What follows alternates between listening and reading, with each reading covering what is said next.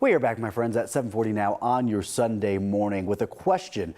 Do you fume when someone cuts you off in traffic? Does your blood pressure skyrocket when your child refuses to cooperate? Anger is a common, a healthy emotion even, but it's important to deal with it in a positive way. Uncontrolled anger can take a toll on both your health and your relationships, and there are ways to help you get this under control. So this morning we're joined by licensed therapist and our good friend, Kevin Petersen. Kevin, my friend, how's it going?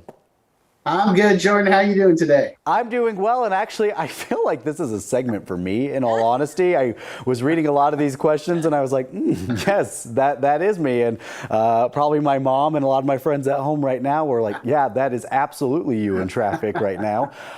I have a question because I really do think about this. I think about my own health when I get angry. Let's first talk about what happens within us, what happens within our minds when this first pops up. You know, the thing I heard you say earlier too is that, anger is a natural, normal emotion. So it's okay. It's just like everything else, being sad, being lonely, being scared. Anger is normal.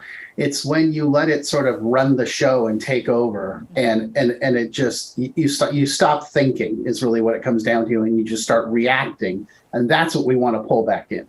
Where do we even begin to manage this, Kevin? I truly would like to know before, you want to get upset. I'm not even talking about, because a lot of times, some people will say, well, yeah, I get annoyed maybe when I'm in traffic, but I don't really act on it. I don't like yell or anything like that. But even if you're not yelling, you're still kind of working your blood pressure up a little bit. So how do we even kind of bring ourselves back to a little bit more of a regular level?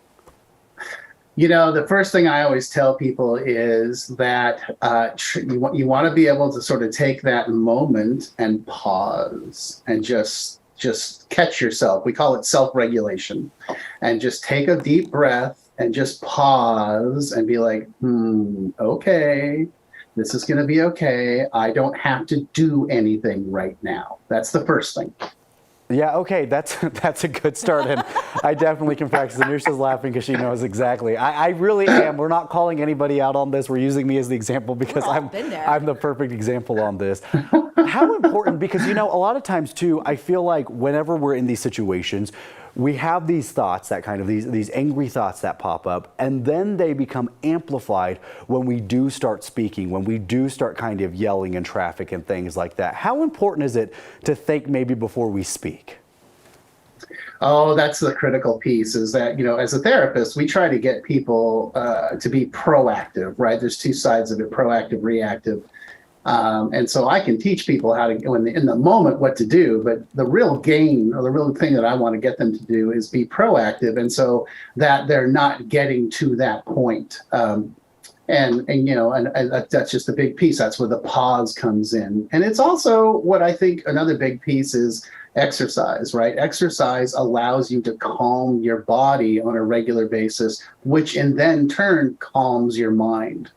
Yeah, so timeouts, not only for kids, right? Sometimes maybe they're more important for us adults. One thing I'm really happy is that my mom kind of instilled in me, when we're getting a little bit heated with each other, or we're kind of talking about something a little bit more serious, we have to say, hey, I need to call you back. Can you give me like half an hour? Kind of let me step aside for a moment.